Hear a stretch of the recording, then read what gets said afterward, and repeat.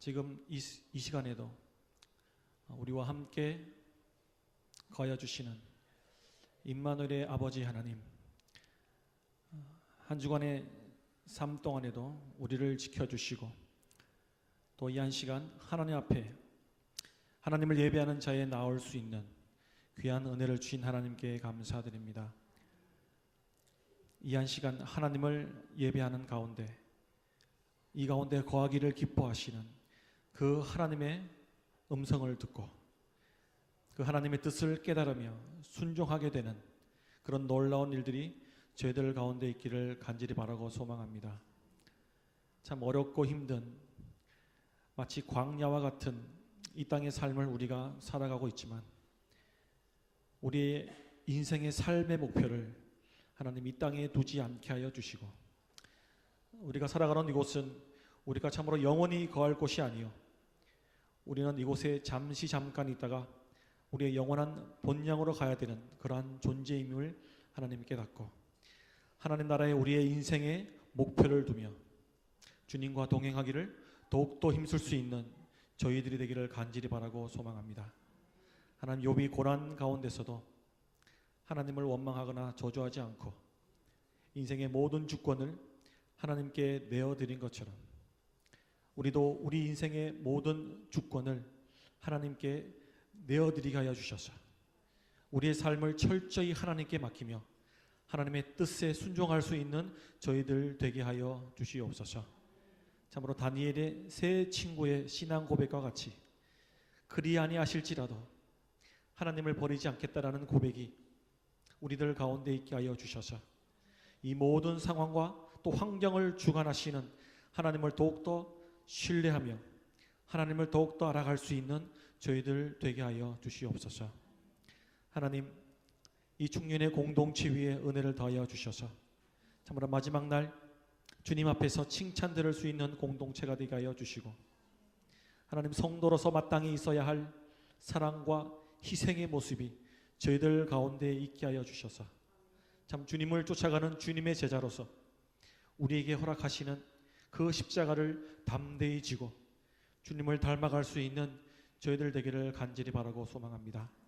참으로 그 주님의 온유와 겸손을 본받게 하여 주시고 주님께서 우리에게 허락하신 이 공동체의 한 영혼의 귀중함을 깨달아 서로를 섬길 수 있는 은혜가 있게 하여 주시고, 오직 하나님의 말씀만이 우리의 삶을 붙들고 인도하시는 유일한 길잡이임을 깨닫고 말씀을 더욱더 가까이 하며 깨닫기에 힘쓰는 저희 모든 교회 인원들 될 수 있도록 하나님 은혜 더하여 주시옵소서.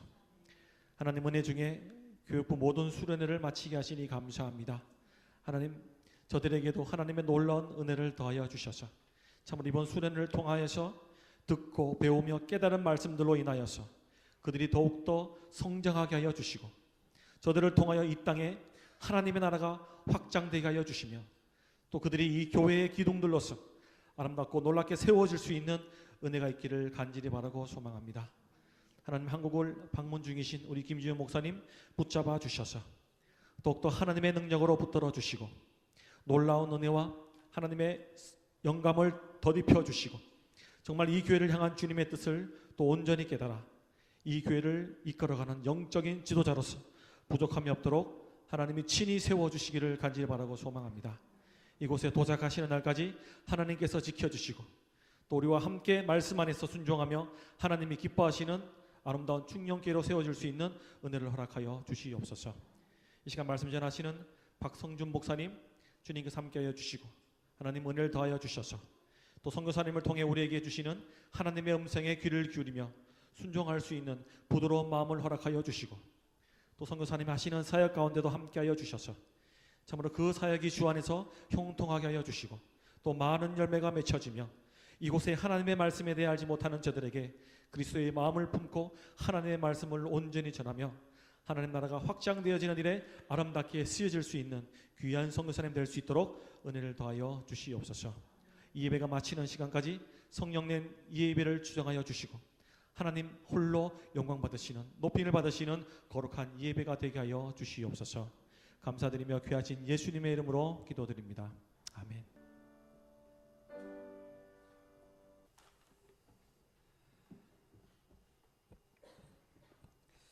저번 주 설교 제목을 기억하시는지 잘 모르겠습니다. 저번 주 설교 제목이 아디아포라. 아디아포라는 이것이 죄냐, 죄가 아니냐 그런 개념이 아니고 서로 덕을 위해서 함께 세워주는, 그것을 초월하는 그런 의미로 우리가 함께 봤습니다. 오늘 설교 제목은 아디아포라 노스로 한번 잡아봤습니다. 그 심판이란 소설을 쓴 체코 출신의 소설가 프란츠 카프카는 이렇게 얘기했다고 합니다. 인간에게 가장 큰 두 죄가 있는데 첫 번째는 조급함이고 두 번째는 게으름이다. 게으른 사람은 조급하고 조급한 사람은 무모하기 때문에 그렇다. 참 일리가 있다는 생각이 듭니다. 우리가 살아가는 시대가 근데 굉장히 빠른 시대를 살고 있지 않습니까? 우리는 경영을 하더라도 적은 투자, 또 적은 시간을 많은 효율로 또 많은 결과를 나면 지혜로운 경영이라고 하기 때문에 사실 이제 기다린다라는 것 자체가 굉장히 쉽지가 않습니다. 그전에 아르헨티나 이민 와서 참 아르헨티나 사람들은 인내가 있다라고 하겠지만 요새는 그런 것 같지가 않습니다. 한국 사람들과 비슷해진 것 같습니다. 2010년도에 뭐 어른들은 이렇게 잘 안 하시겠지만 뭐 요새 많이들 하시긴 하시죠. 문자 경영 대회가 있다고 합니다. 두 손가락으로 얼마나 문자를 빨리 치나. 누가 제일 빨리 쳤겠어요? 한국 사람이 제일 빨리 친다고 합니다. 보이지 않는 대로 둘 막 친다고 그럽니다. 또 재밌는 실험을 하는데 이제 자동차가 신호등에 있을 때 민족들마다 경적을 누르는 시간이 좀 다르다고 합니다.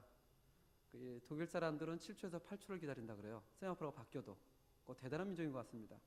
이탈리아는 4초에서 5초, 한국은 1초를 못 기다린다 그래요. 근데 이 한국만 그런 것이 아니라 요새 이 나라에서 차를 타고 다니다 보면 세마포로가 안 바뀌었는데도 누르는 사람들이 너무 많아요. 실수로 누르는 건지 모르겠지만 너무너무 빨리 누릅니다. 이 한국 사람을 대표하는 그 한국어가 있죠. 여기저기 다니다 보면 한국 사람 보면 빨리빨리 이런 글자가 언어를 많이 사용합니다. 제가 87년도에 이민 올 때만 해도 그때 이제 LA를 경유해서 왔었는데 LA를 경유할 때 거기 흑인 아저씨가 빨리빨리 하더라고요. 그때만 해도 제가 뭐 이렇게 나이가 많지 않았으니까 야, 한국이 이렇게 많이 알려졌나, 저렇게 한국말을 잘하나 했는데 지금 생각해보면 그 뜻은 아니었던 것 같습니다.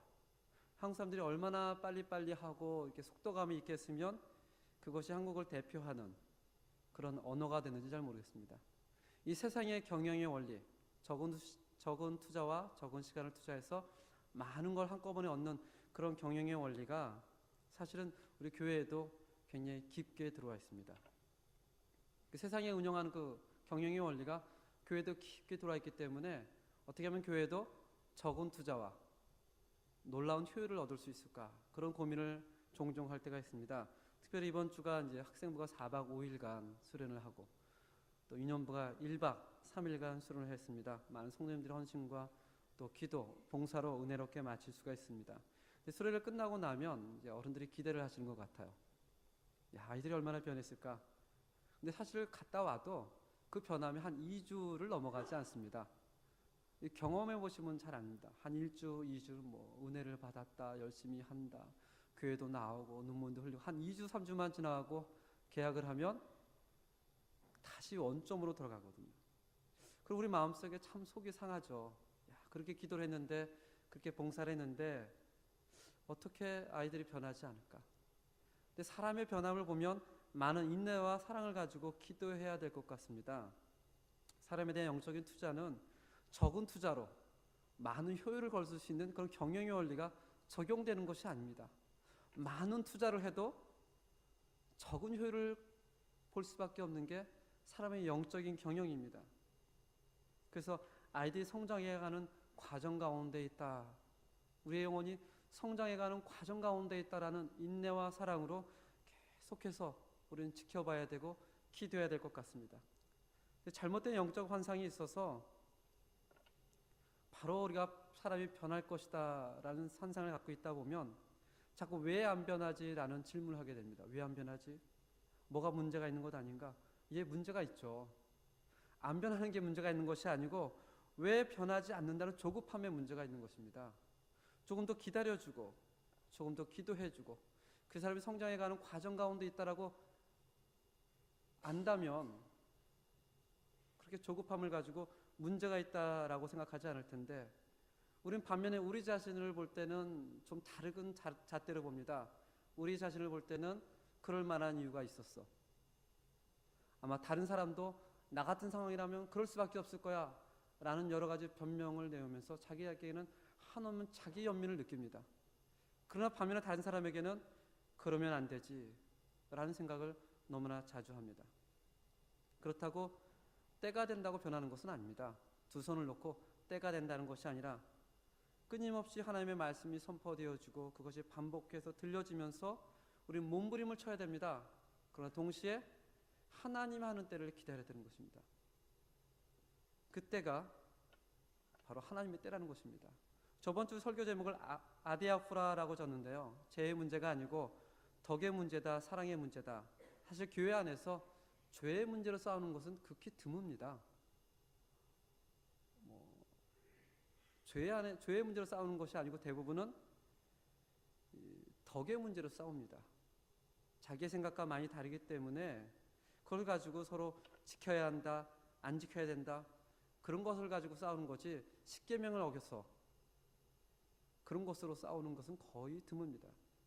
지난주 설교 후에 적지 않은 분들이 저를 이렇게 연민의 눈으로 바라보시는 분들이 계셨습니다. 저렇게 해도 되나? 저러면 안 되는데 이런 분도 계셨고, 마치 이렇게 열면 안 되는 판도라 상자를 열어버린 것 같은, 그렇게 생각하시는 분도 종종 계셨던 것 같습니다. 성경에 66권이라는 책이 있고 그 가운데 우리는 로마서를 보석 중에 보석 다이아몬드로 비유를 합니다. 이 로마서가 16장이 있지만 1장부터 8장까지는 이론을 얘기합니다. 복음이란 무엇이냐, 또 믿음이란 무엇이냐, 이 땅에 선한 사람이 하나도 없다, 그러나 예수 그리스도로 인해서 자기를 부정하고 때로는 하나님 앞에 호소도 하죠. 누가 이 사망의 몸에서 나를 건져내랴.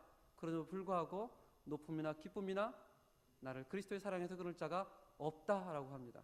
그리고 9장, 10장, 11장에 가면 이스라엘에 대해서 얘기를 합니다. 9장은 이스라엘의 과거, 10장은 이스라엘의 현재, 11장은 이스라엘의 미래, 그리고 실제적으로 12장에 들어가서 16장까지 12, 13, 14, 15, 16, 이 5장이 실제적인 크리스천의 삶에 대해서 다루고 있습니다. 근데 이 5장 가운데서도 마지막 한 장은 안부입니다. 안부. 성도들에 대한 안부. 그럼 몇 장이 크리스천의 삶에 대해서, 실제적인 삶에 대해서 다루고 있습니까? 12, 13, 14, 15. 이 4장만이 다루고 있습니다. 4장. 이 4장 가운데서도 14장 전체, 15장 1절에서 13장 10절 13절까지 바로 아디아포라에 대한 이야기입니다. 아디아포라. 먹고 마시는 문제. 굉장히 많은 퍼센트를 이 문제를 다루고 있죠. 여러 가지 이야기가 다룰 것이 있을 것입니다. 우상의 문제, 간음의 문제, 도덕의 문제, 여러 가지 문제가 있지만 왜 사도 바울이 이 12, 13, 14, 15 이 4장 가운데서 1장 반 정도를 먹고 마시는 문제에 대해서 다뤘을까라는 고민을 하게 됩니다. 사실 먹고 마시는 것이 우리에게 커다란 즐거움도 줍니다.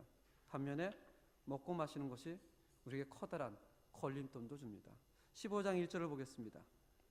15장 1절 함께 읽겠습니다. 시작. 믿음이 강한 우리는 마땅히 믿음이 약한 자의 약점을 담당하고 자기를 기쁘게 하지 아니할 것이라.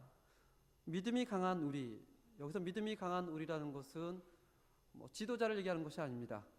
고기를 먹어도 또는 술을 먹어도 별로 거리낌이 없는 사람, 그것이 전혀 마음에, 전혀 신앙에 거리낌이 없기 때문에 괜찮은 거예요. 그런 믿음이 강한 사람은 마땅히 어떤 사람이요? 믿음이 약한 사람. 그것을 먹을 때마다 양심에 걸림이 있고 또는 그것을 보는 것으로도 마음에 걸리는 그런 사람, 어떻게 행동해야 된다고요? 다시 읽어보겠습니다. 믿음이 강한 우리는 마땅히 믿음이 약한 자의 약점을 담당하고 이해를 해줘야 된다고 합니다. 그것을 가지고 왜 그러느냐 비판하고 끌어내리는 것이 아니라 무엇을 해요? 이해를 해줘야 된다. 그리고 뭐라고 그러죠? 자기를 기쁘게 하지 아니한다라고 합니다. 내가 옳다, 나는 괜찮아 라고 자기의 기쁘게 하는 말을 하는 것이 아니라 그 연약한 사람들의 믿음을 그냥 이해를 해주는 거예요. 그리고 누구의 기쁨을 위해 한다고요? 연약한 사람의 마음에 기쁨을 주는 것이라고 합니다. 자기가 기준이 아니라 나는 괜찮지, 나는 거리낌이 없어 하면서 자기를 기쁘게 하는 행동이 아니라 믿음이 연약한 사람을 중심으로 해서 이해를 해주는 거예요. 그래, 그것이 걸림돌이 될 수가 있지. 그래, 그것이 문제가 될 수가 있지. 그렇다면 내 중심의 생각이 아니라 누구 중심의 생각으로요? 믿음이 연약한 사람의 중심으로 움직이는 것입니다. 이것이 신앙인이지. 이것이 복음을 아는 사람, 이것이 믿음을 아는 사람이지. 저 사람은 저 사람이고 나는 나야, 나만 괜찮으면 돼 라고 행동하는 것이 아니라고 성경이 구체적으로 얘기하고 있습니다. 믿음이 강한 우리는 마땅히 믿음이 약한 자의 약점을 어떻게 해요? 담당하고 자기를 기쁘게 하지 아니할 것이라. 2절 함께 보겠습니다. 2절 시작. 우리 각 사람을 이웃을 기쁘게 하되 선을 이루고 덕을 세우도록 할지니라. 누구를 기쁘게 한다고요? 이웃을.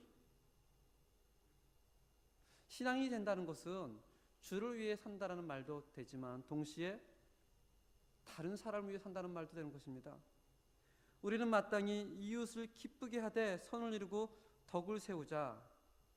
우리는 대화를 나누다 보면 저도 참 그런 경향이 많은 것 같습니다.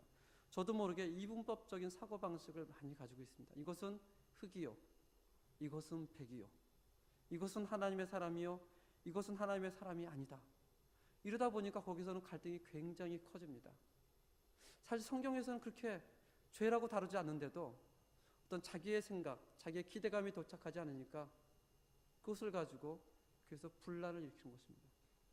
성경은 그렇게 얘기하지 않죠. 믿음이 강한 자는 마땅히 믿음이 약한 자의 기쁨을 위해 행동하는 것이다. 그것은 너무나 마땅하다. 그리고 선을 행하고 덕을 세우도록 할 것이다. 한국말로는 덕을 세운다라고 나와 있지만 이 스페인어에는 에디피카르, 집을 세운다라는 말이 나와 있습니다. 원어에는 교회를 세운다는 말이 나와 있습니다.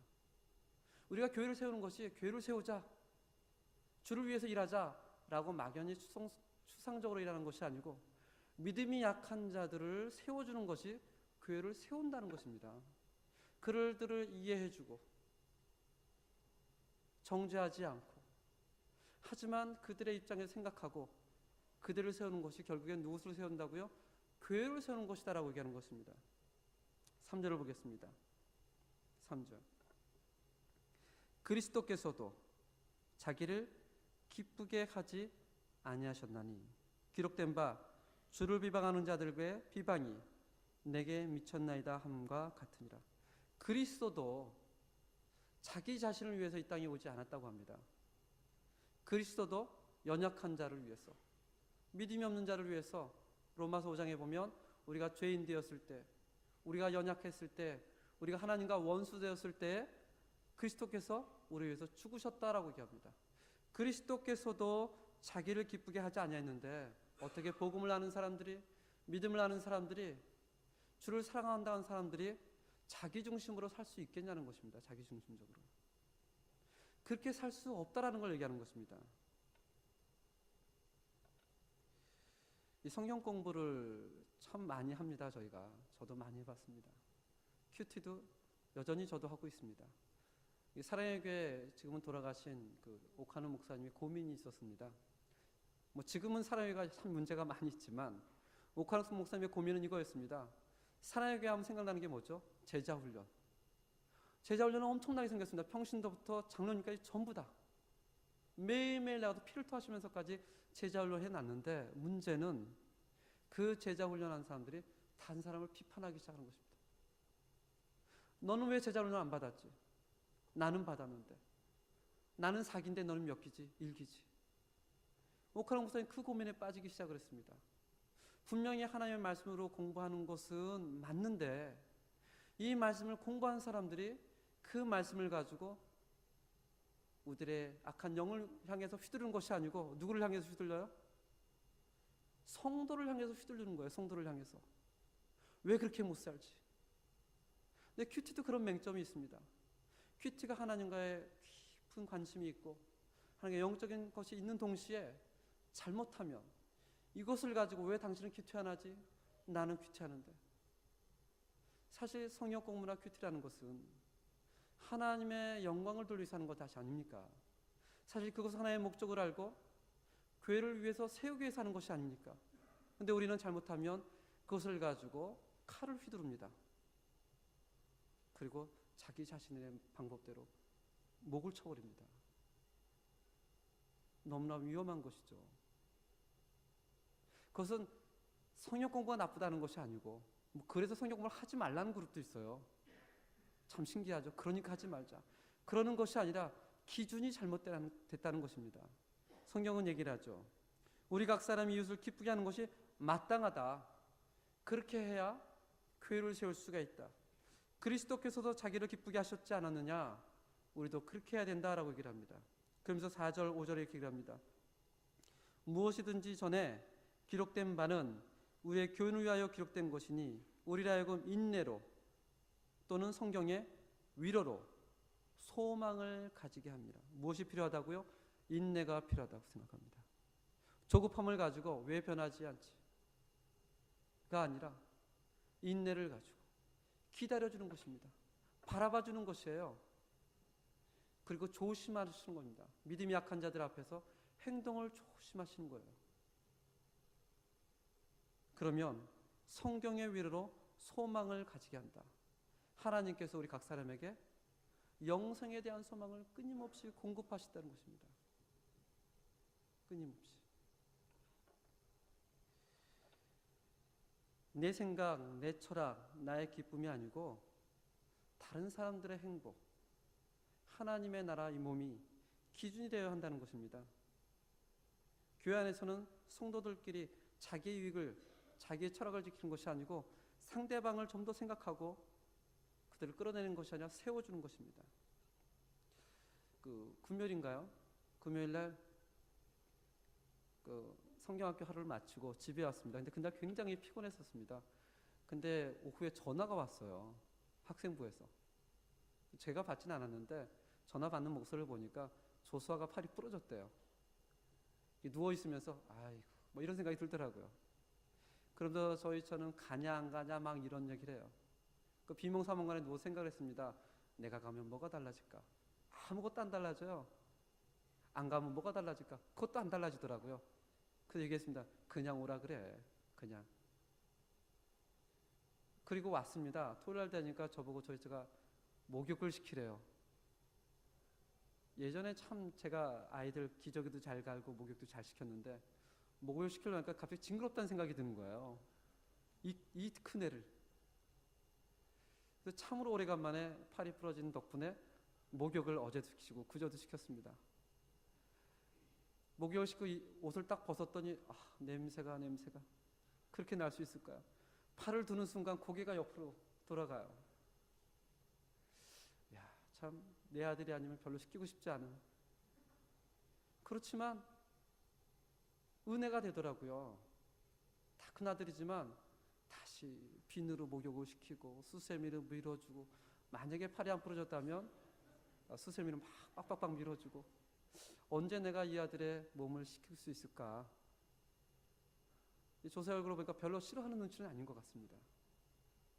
사실 성도들끼리 이렇게 모여있다 보면 냄새 안 나는 사람이 어디 있습니까? 이것이 장점이면 저것이 단점이고, 이것이 문제면 이것이 문제가 아니고, 그걸 보고 고개를 다 돌려버린다면 누가 우리를 시켜줍니까? 누가 우리의 긍휼한 마음을 가지고 있겠어요? 강한 자가 믿음이 연약한 자의 기쁨 위에서 세워줘야지. 너는 약해, 나는 강해. 서로 헐뜯는다면 오히려 그런 걸 계기로 해서 어떻게 해요? 목욕도 좀 시켜주고 밥도 좀 사주고 서로 격려한다면 그것이 하나님의 몸을 세워나가는 과정 아니겠습니까?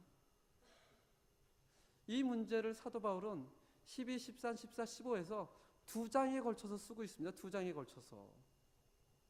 그래서 그만큼 너무나 중요하다는 얘기입니다. 오늘날 교회도 마찬가지입니다. 죄의 문제로 싸우는 교회가 없습니다. 죄의 문제로 싸우는 교회가 없어요. 각자 자기 나름대로 도덕적인 기준을 가지고 싸워요. 심각하게 싸웁니다. 그럴 때 믿음이 강한 자가 한 번 양보를 해주는 것입니다. 냄새가 나면 목욕도 한 번 시켜주고 한 번 더 만나주고, 그것이 교회를 세워나가는 방법이지. 이분법적으로 너는 흙이야, 나는 백이야, 나는 하나님 편, 너는 아닌 것, 이렇게 대화를 나누다 보면 예수 그리스도의 몸인 교회가 상처를 입게 됩니다.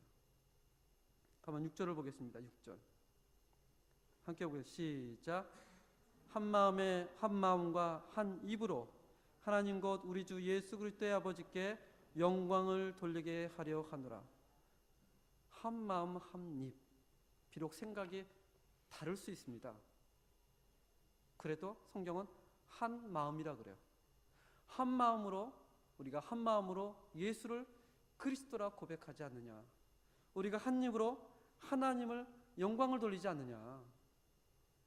그 한 마음과 한 입이 중요하지. 왜 자꾸 먹는 거, 마시는 거 가지고 문제를 삼냐는 것입니다. 그렇다고 그 말이 알아서 하라는 얘기가 아닙니다. 알아서 하라는 얘기가 약한 자의 마음을 보면서 주의하라는 거예요. 주의하라는 거예요.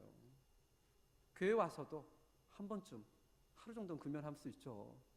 왜 못합니까? 교회 충영교회 이름으로 모였을 때는 충영교회 이름으로 모였잖아요. 우리 각자의 모임이 아니고 충영교회 이름으로 모였다면 지켜줘야죠. 교회 이름으로 모였는데 교회 이름으로 구역예배를 했다면 구역예배로 맞춰줘야죠. 교회 이름으로 모였잖아요. 교회 이름으로 야외 갔다면 교회의 선을 지켜줘야죠. 그게 당연한 거죠. 하고 안 하냐가 문제가 아니라 그것이 성경은 마땅하다고 얘기합니다. 믿음이 강한 자가 믿음이 약한 자를 기쁘게 해주는 것이 마땅하지 않느냐. 그것이 그리스도의 몸을 세워주는 것이 아니냐. 우리가 한 마음으로 한 입으로 누구를 찬양하자고요? 그리스도를 찬양하자. 다시 6절 읽어보겠습니다. 한 마음과 한 입으로 하나님 곧 우리 주 예수 그리스도의 아버지를 영광을 돌리게 하려 하노라. 우리가 죽어도 그리스도를 위하여, 살아도 그리스도를 위하여. 7절을 보겠습니다. 7절이 결론 말씀입니다. 함께 읽겠습니다. 그러므로 그리스도께서 우리를 받아 하나님께 영광을 돌리신것 같이 너희도 서로 받으라. 다시 마지막이 중요해요. 너희도 서로 받으라.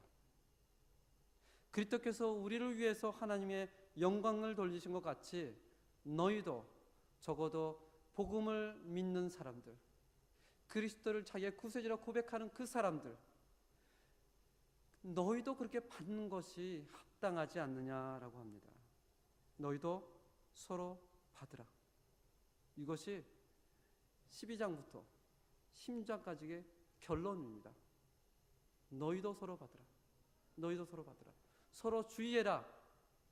약한 자는 강한 자를 비판하지 말고, 강한 자는 약한 자를 비판하지 말고, 오직 그리스도의 몸을 세우기 위해서 덕을 세우면서 한 마음과 한 입으로 하나님께 영광을 돌리는 것이 마땅하지 않느냐. 그러므로 너희도 서로 받으라. 이해해라. 받아줘라. 용납해라. 마태복음 25장인가요? 마태복음 25장인가요? 마태복음 25장에 보면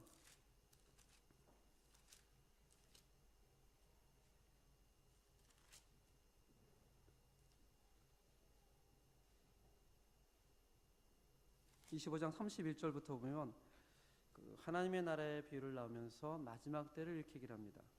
인자가 자기의 영광으로 모든 천사와 함께 올 때에 자기 영광의 보좌에 앉으리니 모든 민족을 그 앞에 모으고 각각 구분하기를 목자가 양과 염소를 구분한 것 같이 하여 양은 그 오른쪽에 염소는 그 왼쪽에 두니라.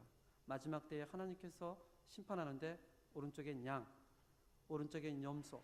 근데 그것을 어떻게 양과 염소로 구분하느냐? 34절부터 얘기를 합니다. 그때 임금이 그 오른쪽에 있는 자들에게 이르시되 내 아버지께 복을 받을 자들이여 나와 창세로부터 너희를 위하여 예비된 나라를 상속받으라. 내가 줄일 때에 너희가 먹을 것을 주었고 목마를 때 마시게 하였고 나그네 되었을 때 영접하였고 헐벗을 때 옷을 입혔고 병들었을 때 돌보았고 옥에 갇혔을 때 와서 보았느니라. 이에 의인들이 대답하여 이르되 주여 우리가 어느 때 주께서 주르신 것을 보고 음식을 대접하고 목마르신 것을 보고 마시게 하였나이까? 어느 때 나그네 되신 것을 보고 영접하였으며 헐벗은 것을 보고 옷 입혔나이까? 39절 어느 때 병드신 것이나 옥에 갇힌 것을 보고 배웠나이까? 40절 함께 읽겠습니다. 시작. 임금이 대답하여 이르시되 내가 진실로 너에게 이르노니 너희가 내 형제 중에 지극히 작은 자라 하나에게 한 것이 곧 내게 한 것이니라. 내 형제, 예수 그리스도의 형제. 안 믿는 사람 얘기하는 게 아니고 믿는 사람 얘기하는 겁니다. 내 형제, 믿음이 연약한 자들, 시험에 받는 자들, 그런 자를 너희가 물을 주고 너가 입히고 먹을 것을 준 것이 누구에게 한 것이다? 바로 나에게 한 것이다. 그걸 기준으로 오른쪽과 왼쪽을 나눈다는 것입니다. 오늘 설교 제목이 뭐라고요? 아디아프라. 아디아프라. 할 수 있으면 서로 이해해주고 서로 높여주고, 그러나 조심해야 돼요. 조심해야 됩니다. 그 덕에선을 넘으면 안 됩니다. 그것이 성경은 마땅하다라고 얘기합니다. 이제 기도하겠습니다.